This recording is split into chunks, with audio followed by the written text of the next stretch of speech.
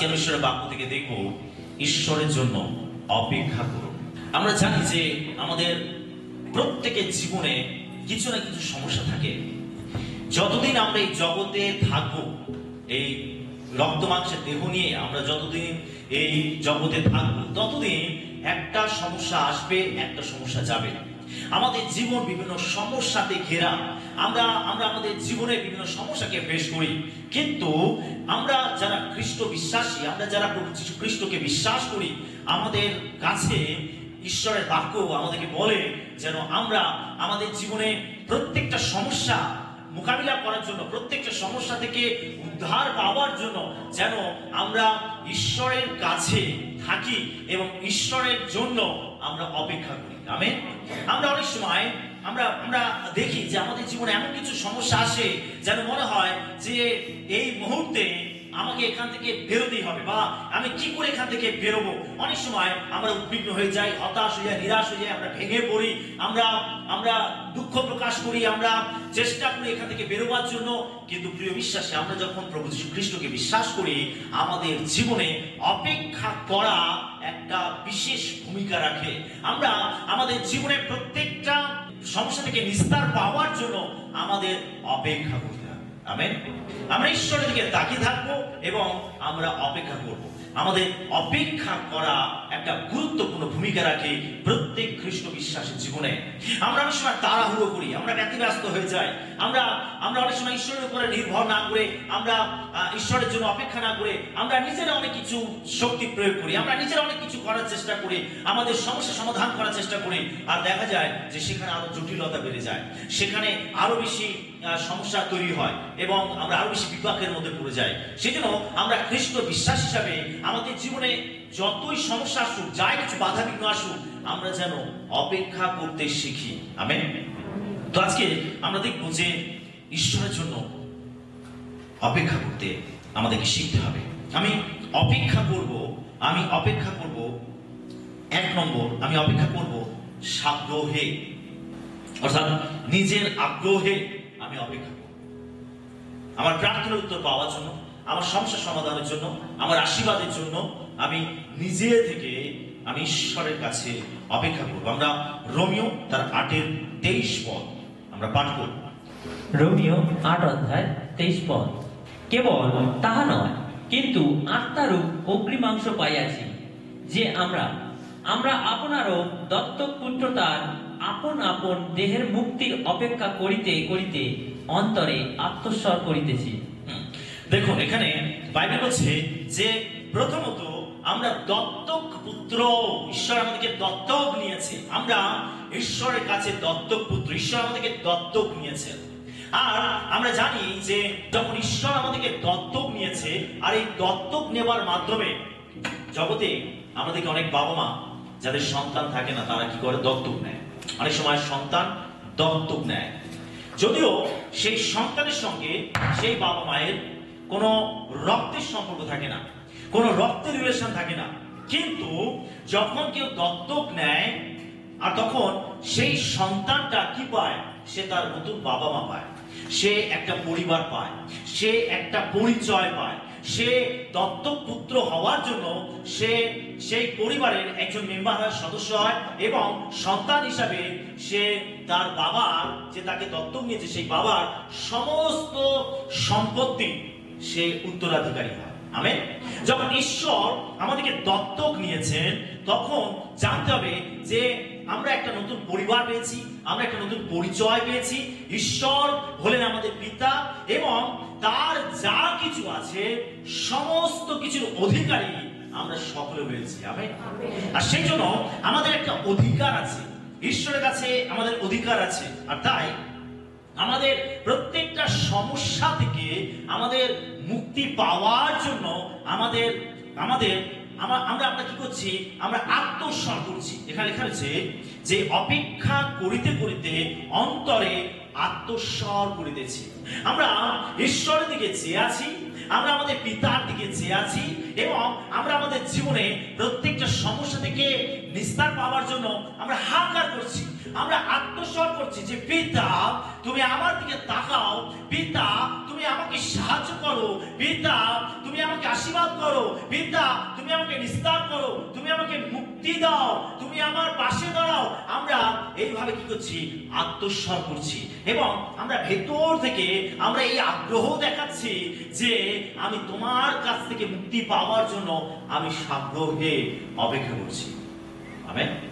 যেন আমরা যখন ঈশ্বরের জন্য অপেক্ষা করব, যে কোনো সমস্যা থেকে মুক্তির জন্য আমরা সাগ্রহে, অর্থাৎ নিজে থেকে আমরা ঈশ্বরের কাছ থেকে সাহায্যের জন্য অপেক্ষা করব। আমেন। নিজে থেকে এটা আমাদের ভেতরের একটা আত্মস্বর হতে হবে, এটা আমাদের ভেতরের একটা আগ্রহ হতে হবে, যেন আমি সাগ্রহে আমি ঈশ্বরের কাছ থেকে সাহায্যের জন্য, মুক্তির জন্য, নিস্তারের জন্য আমি যেন অপেক্ষা করি। আমেন। 2 নম্বর আমরা দেখব, আমি অপেক্ষা করব এবং আশা রাখবো যে ঈশ্বর আমাকে সাহায্য করবেন। অর্থাৎ আমাদের অপেক্ষার মধ্যে কি থাকবে? একটা আশা থাকবে, আশা থাকবে। আমরা গীত সংহিতা 130-5 পদ দেখব। গীত সংহিতা 130 তার 5 পদ। আমি সদাপ্রভুর অপেক্ষা করিতেছি, আমার প্রাণ অপেক্ষা করিতেছে, আমি তাহার বাক্যে প্রত্যাশা করিতেছি। দেখুন, লেখা রয়েছে আমি ঈশ্বরের জন্য অপেক্ষা করছি এবং আমি তার বাক্যেতে প্রত্যাশা রেখেছি। এখানে আমরা যখন ঈশ্বরের জন্য অপেক্ষা করি, তখন আমাদের প্রত্যাশা বা আমাদের আশা রাখতে হবে যে ঈশ্বর আমার প্রার্থনা শুনবেন, ঈশ্বর আমার পাশে দাঁড়াবেন, ঈশ্বর আমাকে নিস্তার করবেন, ঈশ্বর আমার সমস্যার সমাধান করবেন, ঈশ্বর এই পরীক্ষা থেকে আমাকে উত্তীর্ণ করবেন। সেজন্য আমাদের অপেক্ষার মধ্যে কি রাখতে হবে? আশা রাখতে হবে, প্রত্যাশা রাখতে হবে। যদি আমাদের প্রত্যাশা না থাকে বা আমাদের মধ্যে যদি আশা না থাকে যে ঈশ্বর আমার এই সমস্যা থেকে আমাকে মুক্ত করবেন, ঈশ্বর আমার এই পরীক্ষা থেকে আমাকে উদ্ধার করবেন, যদি এই আশা আমাদের না থাকে, তাহলে আমরা কখনো ঈশ্বরের জন্য অপেক্ষা করতে পারবো না, ঈশ্বরের দিকে তাকিয়ে থাকতে পারবো না। সেই জন্য আমাদের অপেক্ষার মধ্যে কি থাকতে হবে? আশা থাকতে হবে। আজকে আমরা যা কিছু আমরা প্রার্থনা করছি, আমরা যা কিছু আমাদের সমস্যা জন্য ঈশ্বরের কাছে আত্মস্বর করছি, আমাদের আশা সহকারে তার অপেক্ষা করতে হবে। আমেন। আমাদের অপেক্ষার মধ্যে কি থাকতে হবে? আশা থাকতে হবে, যে আমি আশা রাখবো ঈশ্বর আমার পাশে দাঁড়াবেন, আমি আশা রাখবো ঈশ্বর আমাকে সাহায্য করবেন। 3 নম্বর, প্রত্যাশিত ভাবে আমাদের অপেক্ষা করতে হবে। মোটামুটি 2টো পয়েন্ট একই ধরনের, আশা এবং প্রত্যাশা। আমরা প্রত্যাশিত ভাবে ঈশ্বরের জন্য অপেক্ষা করবো। আমরা আরেকটা পদ দেখবো, গীত সংহিতা 5-3। গীত সংহিতা 5-3 পদ। সদাপ্রভু, প্রাতকালে তুমি আমার রব শুনিবে, প্রাতে আমি তোমার উদ্দেশ্যে প্রার্থনা সাজাইয়া চাহিয়া থাকিব। দেখুন, ভক্তদাস দাউদ তিনি যখন প্রার্থনা করতেন, তিনি ঈশ্বরের কাছে প্রত্যাশা রাখতেন যে তিনি আমার রব শুনেছেন, তিনি আমার প্রার্থনার উত্তর দিয়েছেন। তিনি এই প্রত্যাশা নিয়ে তিনি ঈশ্বরের কাছে প্রার্থনা নিবেদন করতেন। তিনি বলছেন, আমি প্রাতঃকালে, অর্থাৎ আমি সকালবেলা, আমি সদাপ্রভু প্রাতঃকালে তুমি আমার রব শুনবে। যখন আমরা ঈশ্বরের কাছে প্রার্থনা করি, তখন আমাদের মধ্যে এই প্রত্যাশা রাখতে হবে যে ঈশ্বর আমার রব শুনছেন। আমি যখন প্রার্থনা ডালি সাজিয়ে তার কাছে আনছি, তখন এটা আমাদের প্রত্যাশা রাখতে হবে যে আজকে আমি যা কিছু প্রার্থনা ঈশ্বরের কাছে তুলে ধরবো, ঈশ্বর প্রত্যেকটা প্রার্থনা শুনবেন। আমেন। আজকে আমরা প্রত্যেকে যখন ঈশ্বরের কাছে এসেছি, আমাদের প্রত্যেকের জীবনে কিছু না কিছু প্রার্থনা রয়েছে। আমরা কিছু না কিছু প্রার্থনা করতে ঈশ্বরের কাছে আসি, আমাদের কিছু না কিছু প্রয়োজন আছে। আমি যখন সেই প্রয়োজনগুলো ঈশ্বরের কাছে তুলে ধরি, আমি যখন সেই প্রার্থনাগুলো ঈশ্বরের কাছে তুলে ধরি, তখন আমাদের এই প্রত্যাশা রাখতে হবে যে ঈশ্বর আমার রব শুনবে। আমি যা কিছু আজকে তার কাছে প্রার্থনা করব, তিনি আমার প্রত্যেকটা প্রার্থনা শুনবেন। হালেলুয়া। যেন তাও বলছে যে প্রাতে তোমার উদ্দেশ্যে প্রার্থনা সাজাইয়া চাহিয়া থাকিব। যখন আমি ঈশ্বরের কাছে আসি, আপনি প্রার্থনাগুলো সাজিয়ে নিয়ে আসবেন, প্রার্থনাগুলো সাজিয়ে নিয়ে আসবেন। যখন আমি ঈশ্বরের কাছে আসবো, যখনই যে কোনো উপাসনায় আমরা যখন ঈশ্বরের কাছে আসবো, তখন আমরা প্রার্থনাগুলো সাজিয়ে নিয়ে আসবো। প্রভু আমার এই প্রার্থনা আছে, এই প্রার্থনা আছে, এই প্রার্থনা আছে। আমরা প্রার্থনা সাজিয়ে আমরা ঈশ্বরের কাছে নিয়ে আসবো। যখন আমরা তার গৃহেতে আসবো, যখন আমরা তার সান্নিধ্যে আসবো, তখন আমরা আমাদের প্রার্থনাগুলো আগে থেকে সাজিয়ে নিয়ে আসবো। আজকের আমি এই বিষয় নিয়ে ঈশ্বরের কাছে প্রার্থনা করব। আজকের এই বিষয়গুলো আমি ঈশ্বরের কাছে তুলে ধরবো। যখন আমরা প্রার্থনা সাজিয়ে নিয়ে আসি, তার মানে আমি আগে থেকে একটা প্রস্তুতি নিয়ে আসছি যে আজকের আমার প্রার্থনার বিষয়গুলো কি থাকবে, আজকে আমি ঈশ্বরের কাছে কি কি প্রার্থনাগুলো রাখবো। অর্থাৎ পূর্ব থেকে পরিকল্পনা করা, পূর্ব থেকে আগে থেকে প্রস্তুতি নেওয়া। যখন আমরা প্রস্তুতি নিয়ে ঈশ্বরের কাছে আসি, তখন আমাদের প্রার্থনার গুরুত্বগুলো আরো বেশি বেড়ে যায়। তখন ঈশ্বর আমাদের জীবনে বেশি করে আশীর্বাদ করতে পারেন। কারণ প্রস্তুত ভূমি, আমরা দেখেছি যে ভূমি প্রস্তুত থাকে, সেই ভূমিতে যখন বীজ পড়ে তখন সেই ভূমি থেকে কিন্তু গাছ তৈরি হয় এবং সেই গাছেই কিন্তু ফল ধারণ করে। হালেলুয়া। যেগুলো প্রস্তুত থাকে না, অপ্রস্তুত ভূমি কি হয়, শয়তান এসে সেই বীজগুলোকে কি করে, সে চুরি করে নেয়। আমরা বীজ বাবাকে দৃষ্টান্তের উপমায় দেখেছি যে বীজগুলো পথের পাশে পড়েছিল, আকাশের পাখি সেই বীজগুলো খেয়ে নিয়েছিল, যেন সেখানে কোনো রকম ফল গাছ তৈরি না হয় এবং সেখানে কোনো ফল ধারণ না করে। এটা হচ্ছে সেটারই প্রতীক চিহ্ন যে ভূমিটা প্রস্তুত নয়, যে ভূমিটাতে হাল দেওয়া হয়নি, যে ভূমিটাতে মাটিটাকে প্রস্তুত করা হয়নি। আর সেখানে যখন বীজ পড়ে তখন বীজগুলো ওপরে ভেসে থাকে, আর ওই আকাশের পাখির সুবিধা হয় সেই বীজগুলোকে টুকরে খেয়ে নেওয়া। ঠিক একইভাবে যদি আমাদের হৃদয় প্রস্তুত না থাকে এবং সেখানে যদি আমরা ঈশ্বরের বাক্য রাখি, শয়তানের খুব সহজ হয় সেই বাক্যগুলোকে চুরি করে নেওয়া। আমরা অপ্রস্তুত অবস্থায় অনেক সময় ঈশ্বরের কাছে আসি, ঈশ্বরের মন্দিরে আসি, আর সেই জন্য আমরা ঈশ্বরের কাছ থেকে ভালো আশীর্বাদ লাভ করতে পারি না। আমরা আমাদের প্রার্থনার উত্তরগুলো পাই না, আমরা তৃপ্ত হতে পারি না। আমরা যখন ঈশ্বরের গৃহেতে আসি, ঈশ্বরের মন্দিরে আসি, আমাদের আগে থেকে আমাদের প্রার্থনাগুলো সাজিয়ে রাখা উচিত। দাউদ কি বলছেন, আমি তোমার উদ্দেশ্যে আমার প্রার্থনা সাজাইয়া, যে শব্দটি এখানে দাউদ ব্যবহার করছে, প্রার্থনা সাজাইয়া চাহিদা থাকিব, সাজাবো এবং চাইবো। আমি আগে থেকে প্রস্তুত করব এবং সেইগুলো তুলে ধরবো। যখন আমি ঈশ্বরের কাছে আসি, তখন আমাদের প্রত্যাশিত ভাবে আমাদের প্রার্থনাগুলো ঈশ্বরের কাছে নিয়ে আসতে হবে এবং প্রত্যাশা রাখতে হবে যে ঈশ্বরের কাছে আমি আজকে যা প্রার্থনা করব, তিনি আমার প্রত্যেকটা প্রার্থনা শুনবেন এবং তিনি আমাকে উত্তর দেবেন। Amen, hallelujah.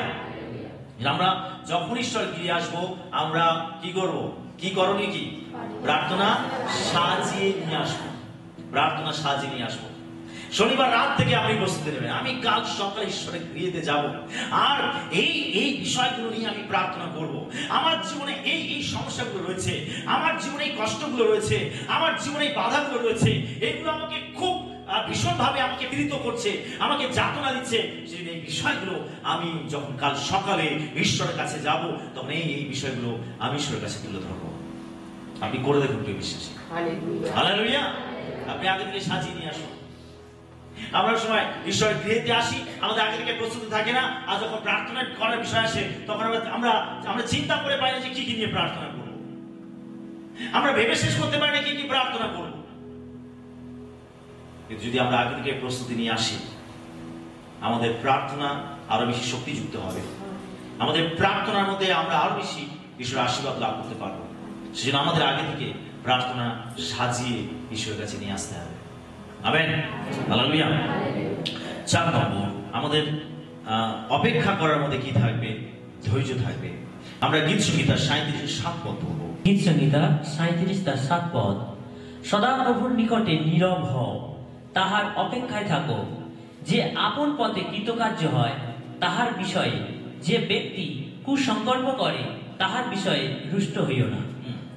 আমরা যখন ঈশ্বরের জন্য অপেক্ষা করব, তখন আমাদের ধৈর্য ধরতে হবে। অপেক্ষার মধ্যে ধৈর্য একটা গুরুত্বপূর্ণ বিষয়। যদি আমরা অপেক্ষা করছি, তাহলে আমাদেরকে ধৈর্য ধরতে হবে। যদি ধৈর্য না থাকে, আমরা অপেক্ষা করতে পারবো না। যদি আমাদের ধৈর্যের ঘাটতি হয়, আমরা কেউ অপেক্ষা করতে পারবো না। যদি আমরা ব্যতিব্যস্ত হয়ে যাই, তাহলে আমরা অপেক্ষা করতে পারবো না, তাহলে আমরা নিজেরাই কিছু পদক্ষেপ নিতে আরম্ভ করবো। সেটা অপেক্ষার মধ্যে ধৈর্যটা অনেক বেশি গুরুত্বপূর্ণ বিষয়। এখানে বলছে যে সদাপ্রভুর নিকটে নীরব, নীরব, নীরব, সদাপ্রভুর সঙ্গে নীরব হও। তুমি উদ্বিগ্ন না হয়ে তুমি নীরব হও। তুমি নিজে থেকে কিছু পদক্ষেপ না নিয়ে ঈশ্বরের কাছে তুমি নীরব হও। এখানে আমরা দেখি যে এই নীরব হওয়ার যে প্রকৃত অর্থ সেটা হচ্ছে ধৈর্য ধরা, ধৈর্য ধরা, ধৈর্য ধরা। তার অপেক্ষায় থাকো। যে আপন পথে কৃতকার্য হয় তাহার বিষয়ে যে ব্যক্তি কুসংকল্প করে তার বিষয়ে রুষ্ট হইও না। অনেকে রয়েছে যারা ধার্মিকের বিরুদ্ধে ষড়যন্ত্র করে, অনেকে রয়েছে ধার্মিককে আঘাত করার জন্য, আক্রমণ করার জন্য বিভিন্ন ষড়যন্ত্র করে, বিভিন্ন ছল করে, চাতুরি করে, বিভিন্ন ধরনের মন্দ পরিকল্পনা করে কিভাবে ধার্মিককে জব্দ করা যায়, কিভাবে ধার্মিক ব্যক্তিকে বেড়ে ফেলা যায়, কিভাবে ধার্মিক ব্যক্তিকে আক্রমণ করা যায়। বিভিন্ন ভাবে দুষ্ট লোকেরা কি করে, বিভিন্ন ষড়যন্ত্র করে, মন্দ পরিকল্পনা করে। ঈশ্বর বলছে তুমি তাদের বিষয়ে দুষ্ট হইও না। যেন ঈশ্বর বলেন প্রতিফল দাতা হলেন আমি, তুমি নও। প্রতিশোধ আমি নেব, তুমি নও। যদি আমরা প্রতিশোধ নেই, যদি আমরা কিছু করি, তাহলে ঈশ্বর কিন্তু কিছু করতে পারবেন না। ঈশ্বর ন্যায় পরায়ণ। সেই জন্য আমরা ঈশ্বরের উপরে ভার রাখবো এবং আমরা ধৈর্য ধরবো যে ঈশ্বর তিনি যথাসময় তিনি আমার পক্ষে ন্যায় বিচার করবেন। ঈশ্বর যথাসময় তিনি আমাকে তুলে ধরবেন। ঈশ্বর যথাসময় আমাকে তিনি সাহায্যের হাত বাড়াবেন। সেই জন্য আমরা ঈশ্বরের কাছে যখন অপেক্ষা করব, তখন আমরা ধৈর্য সহকারে অপেক্ষা করব। হালেলুয়া। আমরা যেন কেউ ব্যতিব্যস্ত হয়ে না পড়ি। আমরা নীরব থাকবো, মানে ধৈর্য ধরবো এবং আমরা ঈশ্বরের জন্য অপেক্ষা করবো, ঈশ্বরের জন্য অপেক্ষা করবো। হালেলুয়া। 5 নম্বর, ধন্যবাদ দিতে দিতে আমরা অপেক্ষা করব। অর্থাৎ অপেক্ষার মধ্যে আমাদের ধন্যবাদ দিতে হবে। আমরা কলসীয় 4:2 পদ দেখব। কলসীয় 4:2 তোমরা প্রার্থনায় নিবিষ্ট থাকো, ধন্যবাদ সহকারে এ বিষয়ে জাগিয়া থাকো। হ্যাঁ, এখানে বলছে তোমরা প্রার্থনায় নিবিষ্ট থাকো এবং ধন্যবাদ সহকারে এই বিষয়ে জাগিয়ে থাকো। ধন্যবাদ সহকারে। যখন আপনি আপনার সমস্যাগুলো ঈশ্বরের কাছে তুলে ধরছেন, আপনি ঈশ্বরের কাছ থেকে সাহায্য পাওয়ার জন্য আপনি প্রার্থনা করছেন, তখন আপনাকে ধন্যবাদ দিতে হবে। ধন্যবাদ দিতে হবে ঈশ্বরকে। আপনি যখন ঈশ্বরের সাহায্যের জন্য অপেক্ষা করছেন, তখন আপনাকে ধন্যবাদ দিতে হবে। প্রভু, আমি তোমাকে ধন্যবাদ দেই যে তুমি আমার প্রার্থনা শুনছো। আমি তোমাকে ধন্যবাদ দেই যে তুমি এই সমস্যা থেকে আমাকে উদ্ধার করছো। আমি তোমাকে ধন্যবাদ দেই যে প্রভু তুমি আমার প্রত্যেকটা সংকট থেকে আমাকে নিস্তার করছো। আমি তোমাকে ধন্যবাদ দেই। আপনি শুধু চাইবেন তা নয়, আপনি যেটা চেয়েছেন আপনাকে বিশ্বাস করতে হবে যে সেটা পেয়েছেন এবং আপনাকে ঈশ্বরের জন্য অগ্রিম ধন্যবাদ দিতে হবে। আমেন। আপনাকে ধন্যবাদ দিতে দিতে তার জন্য অপেক্ষা করতে হবে।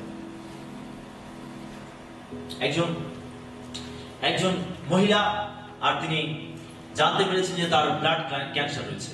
আর যখন তার ব্লাড ক্যান্সার ছিল, আর তখন তিনি একজন বিশ্বাসী, আর তিনি ঈশ্বরের বাক্য থেকে দেখেছিলেন যে ঈশ্বর হলেন জিহোবা রাফা, তিনি আল-বুকারি।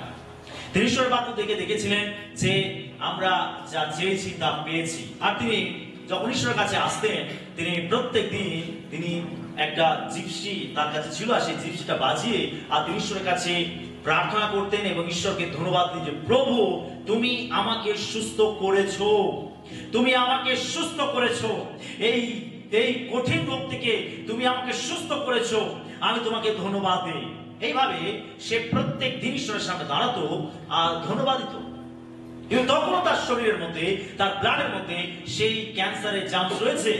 আর এটা থাকা সত্ত্বেও সে ঈশ্বরকে ধন্যবাদ দিত প্রত্যেকদিন যে প্রভু আমি তোমাকে ধন্যবাদ দেই যে তুমি আমাকে সুস্থ করেছো। আর এইভাবে যখন 1 মাস সে টানা এইভাবে করলো, তারপরে সে শরীরে টের পাচ্ছে যে তার শরীরের মধ্যে পরিবর্তন এসেছে। আর সে ডাক্তারের কাছে গেল এবং ডাক্তারের কাছে গিয়ে যখন সে রিপোর্ট করলো, আর ডাক্তার সেই রিপোর্ট দেখে অবাক হয়ে গেল যে তার ব্লাডের মধ্যে ক্যান্সারের কোনো জার্মস নেই। হালেলুয়া। এটা কি করে সম্ভব? এটা সম্ভব যে সে ঈশ্বরের কাছে শুধু প্রার্থনা করেছে তা নয়, কিন্তু সে ধন্যবাদ দিতে দিতে সে ঈশ্বরের জন্য অপেক্ষা করেছে। আমাদেরকে ধন্যবাদ দিতে হবে। আপনার সংকটে, বিপদে, সমস্যায় আপনি প্রভুকে ধন্যবাদ দিন। ধন্যবাদ দিতে দিতে প্রার্থনা করুন। আপনার প্রার্থনার মধ্যে, আপনার অপেক্ষা করার মধ্যে আপনাকে ধন্যবাদ জ্ঞাপন করতে হবে ঈশ্বরকে। আমেন। 6 শান্তিপূর্ণভাবে। আপনি যখন অপেক্ষা করবেন তখন আপনাকে শান্তিপূর্ণভাবে অপেক্ষা করতে হবে। আমরা যোহন লিখিত সুসমাচার দেখব, যোহন 14:27। যোহন লিখিত সুসমাচার 14:27 পদ। শান্তি আমি তোমাদের কাছে রাখিয়া যাইতেছি, আমার ওই শান্তি তোমাদিগকে দান করিতেছি। জগৎ যেরূপ দান করে আমি সেরূপ দান করি না। তোমাদের হৃদয় উদ্বিগ্ন না হোক, ভীত না হোক। হ্যাঁ, যিশু কি বলছেন? তিনি বলছেন আমি শান্তি তোমাদের কাছে রেখে যাচ্ছি। আমরা যখন যিশুকে আমাদের জীবনে ত্রাণ কর্তব্যে গ্রহণ করেছি, তখন আমরা স্বর্গীয় শান্তি লাভ করেছি। আর এটা এমন একটা শান্তি, যে শান্তিটা কোনো কিছুর উপরে নির্ভরশীল নয়। আপনার কি আছে না আছে এগুলোর উপরে এই স্বর্গীয় শান্তি নির্ভরশীল নয়। আপনার জীবনে কি দুঃখ ব্যথা কষ্ট আছে, এগুলোর উপরে স্বর্গীয় শান্তি নির্ভর করে না। জগতের শান্তি অনেক কিছুর উপরে নির্ভর করে। যতদিন আপনার টাকা পয়সা ঠিক আছে, আপনার চাকরি ঠিক আছে, আপনার সন্তান সন্ততি ঠিক আছে, আর জগতের শান্তি ততদিন পর্যন্ত বজায় থাকে। যেই তার মধ্যে একটা ঘাটতি হয়, তখনই জগতের শান্তি হারিয়ে যায়। কিন্তু প্রভু যিশু বলছেন আমি শান্তি তোমাদেরকে দান করছি, যেটা দেই সেটা জগৎ তোমাদেরকে দিতে পারে না। অর্থাৎ জগতের শান্তি এবং ঈশ্বরের দেওয়া শান্তি সম্পূর্ণ আলাদা। সেই জন্য যিশুর আরেক নাম হচ্ছে শান্তির রাজ। তিনি শান্তির রাজা। তিনি আমাদেরকে যে শান্তি দেন, জগৎ আমাদেরকে সেই শান্তি দিতে পারে না। যেন আপনি যখন ঈশ্বরের জন্য অপেক্ষা করবেন, এই শান্তি আপনাকে বজায় রাখতে হবে। যিশু বলছেন যে তোমাদের আমি সেটা দান করি না, তোমাদের হৃদয় উদ্বিগ্ন না হোক, ভীত না হোক। তোমরা ভয় পাবে না, উদ্বিগ্ন হবে না, তুমি তোমার শান্তিকে হারিয়ে ফেলবে না। উদ্বিগ্ন হৃদয় কখনো প্রকৃত শান্তি বিরাজ করে না। আমরা যখন উদ্বিগ্ন হই, তখন আমরা ঈশ্বরের বাক্যের প্রতি সন্দেহ প্রকাশ করি। যখন আমরা উদ্বিগ্ন হই, তখন আমরা ঈশ্বরের উপরে নির্ভর করতে পারি না। আমরা যখন উদ্বিগ্ন হই, তখন আমরা আমাদের মানসিক শান্তিকে আমরা হারিয়ে ফেলি। সেই জন্য যিশু বলছে তোমরা উদ্বিগ্ন হবে না, ভীত হবে না, ভয় পাবে না এবং তোমরা উদ্বিগ্ন হবে না। যখন আমি ঈশ্বরের জন্য অপেক্ষা করি, তখন আমরা যেন শান্তিপূর্ণভাবে অপেক্ষা করি। হালেলুয়া। যা ঘটছে ঘটতে দিন, পরিস্থিতি যত খারাপ হচ্ছে হতে দিন, আপনার সমস্যা যত জটিল হচ্ছে হতে দিন, কিন্তু আপনি আপনার হৃদয়ে থাকা আপনি শান্তিকে কখনো নষ্ট করবেন না। আপনি একদম শান্ত থাকুন আর আপনি ঈশ্বরের জন্য অপেক্ষা করুন। হালেলুয়া। এটা হচ্ছে ঈশ্বর লোকেদের পরিচয়, যে তারা জটিল পরিস্থিতির মধ্যেও তারা স্বর্গীয় শান্তি তাদের জীবনে বজায় রাখতে পারে। আমেন। যেন আমরা আমাদের শান্তিকে বজায় রাখবো। 7 নম্বর, আমার সমস্ত সত্তা দিয়ে আমি ঈশ্বরের জন্য অপেক্ষা করব। আমরা গীত সংগীতে 130-এর 5 এবং 6 পদ দেখব। গীত সংগীতে 130, 5 ও 6 পদ। আমি সদাপ্রভুর অপেক্ষা করিতেছি, আমার প্রাণ অপেক্ষা করিতেছে, আমি তাহার বাক্যে প্রত্যাশা করিতেছি। প্রহরীগণ যেরূপ প্রত্যুষের জন্য আকাঙ্ক্ষী, আমার প্রাণ প্রভুর জন্য ততোধিক আকাঙ্ক্ষী। এখানে দাউদ বলছে যে আমি সদাপ্রভু অপেক্ষা করিতেছি, আমার প্রাণ অপেক্ষা করিতেছি। এখানে আমরা যখন ঈশ্বরের জন্য অপেক্ষা করছি, তখন আমাদের সমস্ত সত্তা দিয়ে ঈশ্বরের জন্য অপেক্ষা করতে হবে।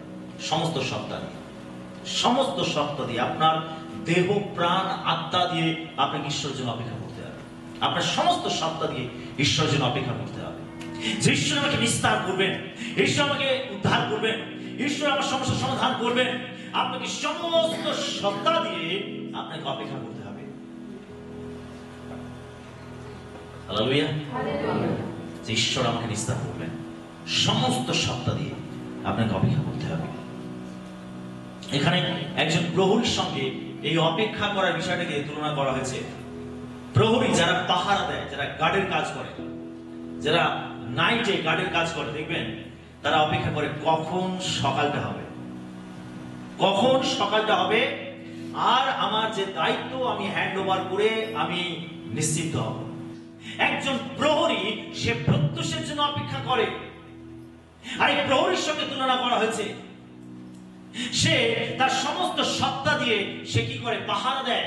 সে সমস্ত সত্তা দিয়ে সে তার প্রাণপণ, সে তার নিজের সত্তা দিয়ে সে কি করে? সে পাহারা দেয় এবং সে অপেক্ষা করে। আমরা যখন খ্রিস্ট বিশ্বাসী, আমাদের সমস্ত সত্তা দিয়ে প্রহরীর মতো আমাদেরকে অপেক্ষা করতে হবে। আমেন। আমাদের অপেক্ষা করতে হবে। 8 নম্বর, একটি শক্তিশালী হৃদয় দিয়ে আমাদের অপেক্ষা করতে হবে। গীতসংহিতা 27-14 পদ। গীতসংহিতা 27-14 পদ। সদা প্রভুর অপেক্ষায় থাকো, সাহস করো, তোমার অন্তঃকরণ সবল হোক। হ্যাঁ, সদা প্রভুরই অপেক্ষায় থাকো। এখানে লেখা আছে যে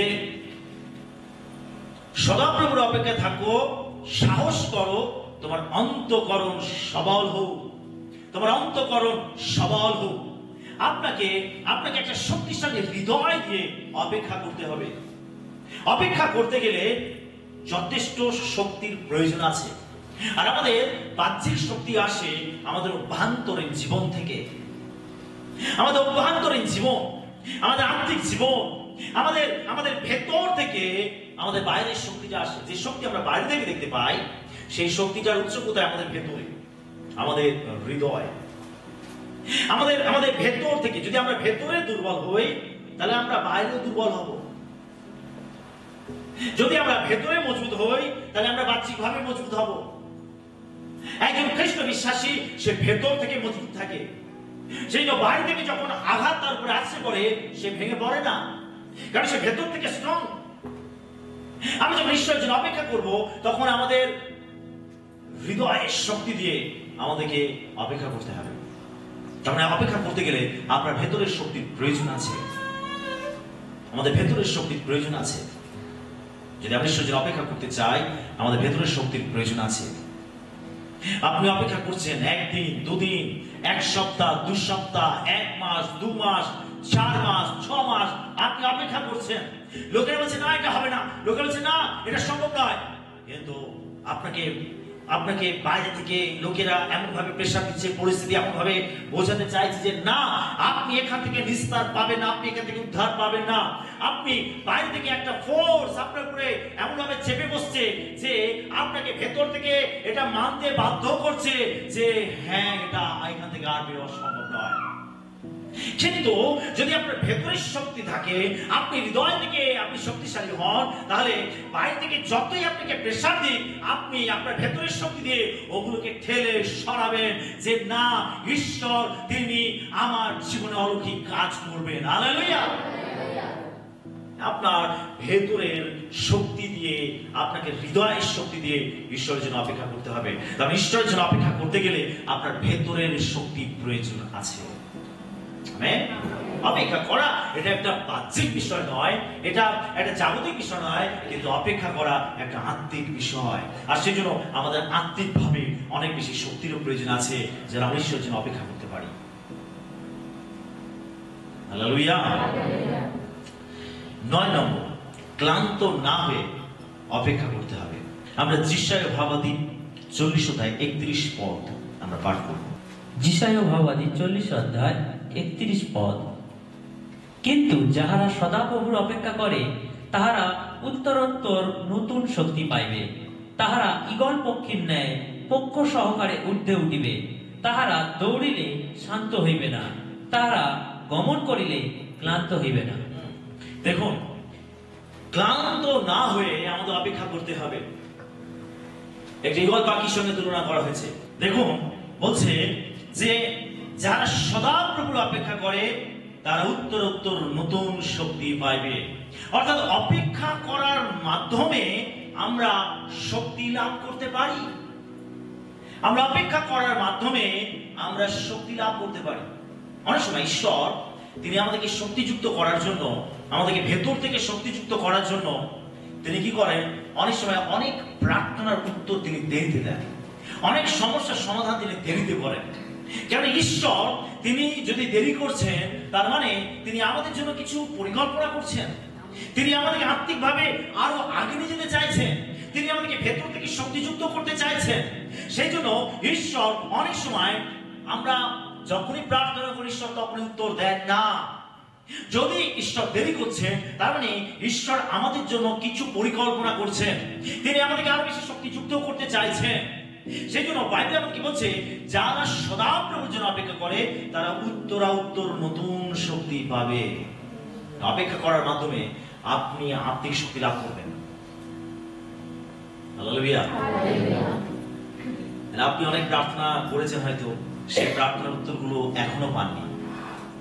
এখন আপনি হয়তো অনেক প্রার্থনার উত্তর পাননি, আর তার জন্য আপনি লাগাতার প্রার্থনা করে চলেছেন। আপনি ঈশ্বরের কাছে একই বিষয় নিয়ে প্রার্থনা করে চলেছেন, ঈশ্বরের দিকে তাকিয়ে রয়েছেন, আপনি ঈশ্বরের জন্য অপেক্ষা করছেন। হয়তো ঈশ্বর এখনো পর্যন্ত দিচ্ছেন না, তিনি উত্তর দিয়ে আপনাকে তৃপ্ত করছেন না। আপনি জেনে রাখুন, এর পিছনে ঈশ্বরের উদ্দেশ্য হলো যেন আপনি শক্তিযুক্ত হতে পারেন। হালেলুয়া। আপনি শক্তিযুক্ত হতে পারেন। ঈশ্বর আপনাকে ঈগল পক্ষী নেয়, তিনি আপনাকে শক্তিযুক্ত করতে চান। ঈগল পাখির ডানাতে কত শক্তি, সে তার পাখনা দ্বারা সে সব থেকে উঁচুতে ওঠে। এখানে লেখা রয়েছে, যারা সদাপ্রভুর জন্য অপেক্ষা করে তারা নতুন শক্তি পাবে, ঈগল পক্ষী নেয় পক্ষ সহকারে উঠে উঠিবে। ঈগল পাখির শক্তি কিসে আছে? তার ডানাতে। তার ডানাগুলো এত বড় এবং তার ডানাগুলোর মধ্যে এত ক্ষমতা রয়েছে যে সেগুলো সে সমস্ত বাতাসকে ভেদ করে সে ওপরে উঠতে পারে, সব থেকে উঁচুতে উঠতে পারে। তার ডানার মধ্যে এত ক্ষমতা রয়েছে যে সে সব থেকে উঁচুতে উঠতে পারে। ওই রকম শক্তি প্রভু আপনাকে দিতে চান, ওই শক্তি দিয়ে আপনাকে তৃপ্ত করতে চান, যেন আপনি সব থেকে উঁচুতে থাকতে পারেন, আপনি ঈশ্বরের শান্তিতে থাকতে পারেন। আর সেই জন্য ঈশ্বর আপনার সমস্ত প্রার্থনার উত্তর তড়িঘড়ি দেন না, তিনি দেরিতে দেন, সময় নেন। এর মধ্যে থেকে ঈশ্বরের প্ল্যান যেন আপনি নতুন শক্তি পেতে পারেন, ঈগল পাখির ন্যায় নতুন শক্তি পেতে পারেন। হালেলুয়া। আপনার যা কিছু প্রার্থনার বিষয় আছে, হয়তো যে প্রার্থনাগুলো আপনি পাননি, এখন উত্তর পাননি, আপনি নিরাশ না হয়ে, হতাশ না হয়ে প্রার্থনা চালিয়ে যান। হালেলুয়া। প্রার্থনা চালিয়ে যান, এটার মধ্যে থেকে আপনি নতুন শক্তি পাবেন, ঈগল পাখি ন্যায় শক্তি পাবেন। আপনি ক্লান্ত হবেন না। এই শক্তি যখন আপনার মধ্যে আসবে, আপনি ক্লান্ত হবেন না। ক্লান্ত না হয়ে ঈশ্বরের জন্য অপেক্ষা করুন। হালেলুয়া। আমরা অপেক্ষা করার মধ্যে কি কি রাখবো? অপেক্ষা করার মধ্যে কি কি রাখবো? দুটি বিষয় আমাদের রাখতে হবে। যখন আমরা অপেক্ষা করছি তখন দুটি বিষয় আমাদেরকে রাখতে হবে। এক হচ্ছে বিশ্বাস, আমাদেরকে বিশ্বাস করতে হবে। আমরা মার্ক তার 11:24 পদ দেখব। মার্ক লিখিত সুসমাচার 11 অধ্যায় 24 পদ। এর জন্য আমি তোমাদিগকে বলি, যাহা কিছু তোমরা প্রার্থনা ও যাচনা করো, বিশ্বাস করিও যে তাহা পাইয়াছ, তাহাতে তোমাদের জন্য তাহাই হইবে। যিশু বলছেন যে আমরা যা কিছু প্রার্থনা করব, বিশ্বাস রাখবো যে আমরা সেটা পেয়েছি। আমরা যখন ঈশ্বরের কাছে প্রার্থনা করছি, যখন ঈশ্বরের কাছে আমরা অপেক্ষা করছি তার কাছ থেকে সাহায্য পাওয়ার জন্য, যে ঈশ্বর আমার এই সমস্যা সমাধান করবেন, ঈশ্বর আমাকে এখান থেকে নিস্তার করবেন, ঈশ্বর তিনি আমাকে এখান থেকে উদ্ধার করবেন, তিনি এই পরীক্ষা থেকে আমাকে উত্তীর্ণ করবেন, আমরা যখন ঈশ্বরের জন্য অপেক্ষা করছি তখন আমাদের বিশ্বাসও রাখতে হবে। আমাদের বিশ্বাস রাখতে হবে যে ঈশ্বর আমাকে এখান থেকে উদ্ধার করবেন, নিস্তার করবেন। সেজন্য অপেক্ষার মধ্যে আপনাকে বিশ্বাস রাখতে হবে, বিশ্বাস রাখতে হবে। দুই, আপনাকে প্রার্থনা করতে হবে। লুক 18:1 পদ আমরা দেখব। লুক লিখিত সুসমাচার 18 অধ্যায় 1 পদ।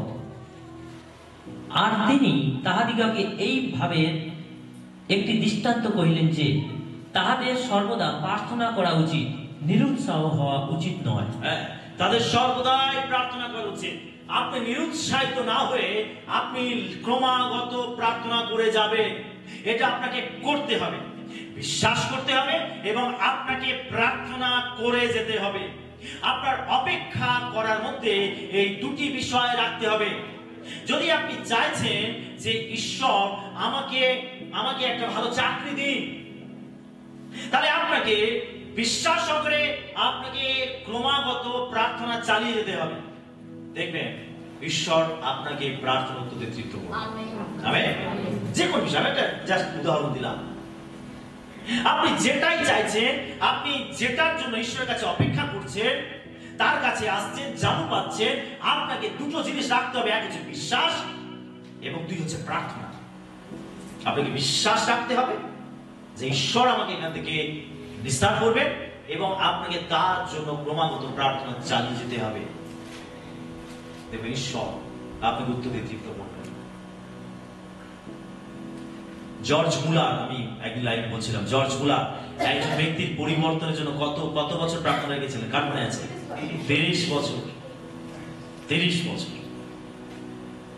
কত বছর? খুব কম সময়। একটা প্রার্থনা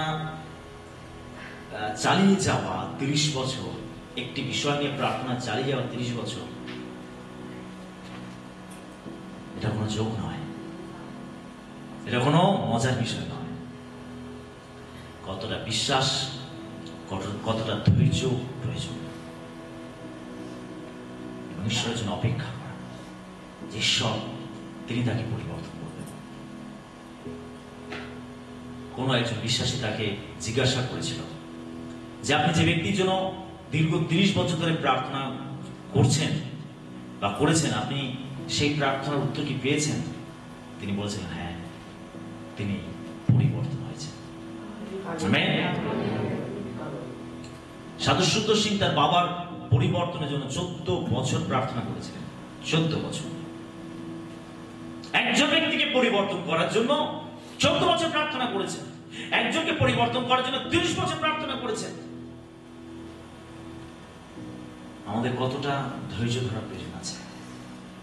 আমরা ভাবি রাতারাতি প্রার্থনা উত্তর পেয়ে যাব, রাতারাতি আমাদের সমস্যা সমাধান হয়ে যাবে। যদি পেলাম তো ঈশ্বর আছে, যদি না পেলাম তাহলে আমি জানবো ঈশ্বর নেই। যদি পেলাম তাহলে জানবো ঈশ্বর প্রার্থনা শোনেন, আর যদি উত্তর পেলাম, যদি না পেলাম তাহলে জানবো ঈশ্বর প্রার্থনা শোনেন না। আমাদের অপেক্ষা করতে শিখতে হবে, অপেক্ষা করতে শিখতে হবে। অপেক্ষা যারা করে তারা ধন্য হয়, তারা ধন্য হয়। আমরা যিশায় ভাবাদী 30:18 পদ দেখব, শেষ পদ। তারা অপেক্ষা করে তারা ধন্য হয়। যিশায় ভাবাদী 30:18 পদ। আর সেই জন্য সদাপ্রভু তোমাদের প্রতি অনুগ্রহ করিবার আকাঙ্ক্ষায় অপেক্ষা করিবেন, আর সেই জন্য তোমাদের প্রতি করুণা করিবার আকাঙ্ক্ষায় ঊর্ধ্বে থাকিবেন। কেননা সদাপ্রভু ন্যায় বিচারের ঈশ্বর, ধন্য তাহারা সকলে যাহারা তাহার অপেক্ষা করে।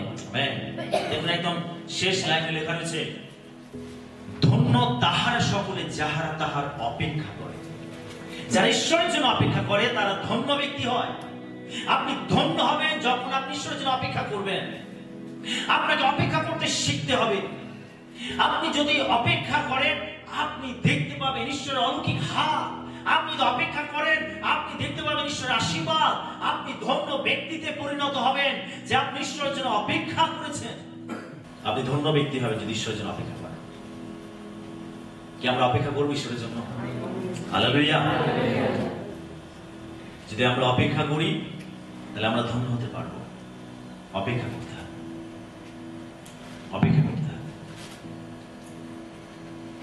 তো অপেক্ষার মধ্যে আমাদের কি ভাবে অপেক্ষা করতে হবে? 1 নম্বর সাগ্রহে, 2 অপেক্ষার মধ্যে কি রাখতে হবে? আশা রাখতে হবে। 3 প্রত্যাশা রাখতে হবে। 4 ধৈর্য ধরতে হবে। 5 ধন্যবাদ দিতে হবে। 6 শান্তিপূর্ণভাবে অপেক্ষা করতে হবে। 7 সমস্ত সত্তা দিয়ে অপেক্ষা করতে হবে। 8 শক্তিশালী হৃদয় দিয়ে অপেক্ষা করতে হবে। 9 ক্লান্ত না হয়ে অপেক্ষা করতে হবে। এবং অপেক্ষার মধ্যে 2টি গুরুত্বপূর্ণ বিষয় কি রাখতে হবে? বিশ্বাস এবং আমাদের প্রার্থনা করতে হবে। যারা অপেক্ষা করবে তারা কেমন ব্যক্তিতে পরিণত হবে? ধন্য ব্যক্তিতে পরিণত হবে। আসুন আজকে আমরা প্রত্যেকে আমাদের প্রত্যেকটা সমস্যা সমাধানের জন্য আমরা ঈশ্বরের কাছে অপেক্ষা করি। তিনি যথাসময় তিনি দয়ার হাত বাড়িয়ে তিনি আমাদের সমস্যা সমাধান করবেন। যে আমরা যেন নিরাশ না হই, হতাশ না হই, কিন্তু যেন আমরা অপেক্ষা করতে শিখি। হালেলুয়া।